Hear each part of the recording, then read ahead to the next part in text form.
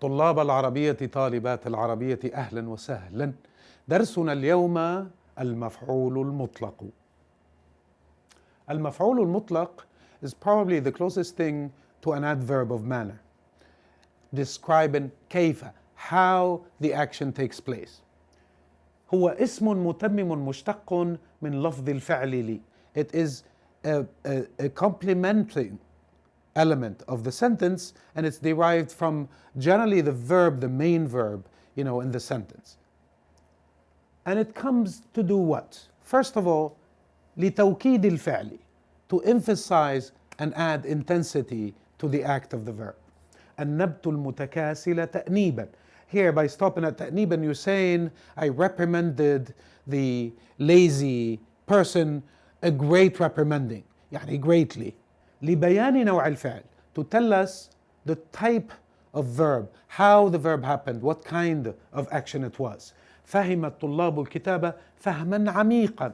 The students understood the book, a deep understanding. Obviously in English you wouldn't say a deep understanding, that's the expression in Arabic, you would say deeply, and that's an adverb of manner. The third is لبيان عدده, to show how many times the verb occurred. سافرنا هذه السنة سفرتين, we traveled twice. So سفرتين, as we will see probably in the future, is اسم مرة as well, but it acts here as المفعول المطلق. صيغ المفعول المطلق. Now what forms does المفعول المطلق take? مفعول المطلق can be أولا مصدر نكرة أو معرفة. It can be a مصدر that is indefinite or definite. فيعذبه الله العذاب الأكبر. So you see, this is سورة الغاشية, الآية 24. فيعذبه الله العذاب الأكبر. So it goes from عذب to العذاب الأكبر.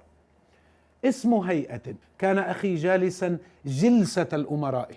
In what manner was my brother sitting? He was sitting like the sitting of princes.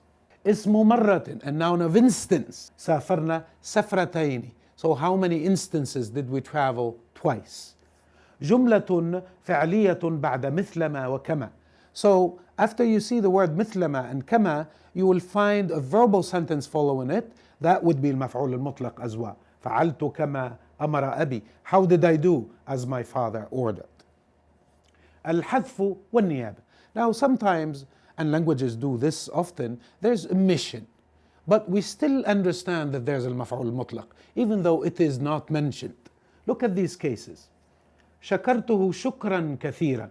So you don't mention the word شكرا, but then you qualify it by كثيرا. You understand, despite the omission, that there's a مفعول مطلق there. Generally we would say شكرته كثيرا, right? فهمنا قصده تماما. How did we understand him? A complete understanding. But we didn't say فهما here, تاما. We used the word تماما, and that's by omission, it's understood. فهمنا قصده تمام الفهم. This is actually a نيابة. Now you have an إضافة, and المضاف إليه is taken on the case ending, right, of the whole مفعول المطلق, but the meaning and the مصدر is carried by المضاف إليه, تمام الفهم. We understood him a complete understanding, يعني completely. ملاحظة.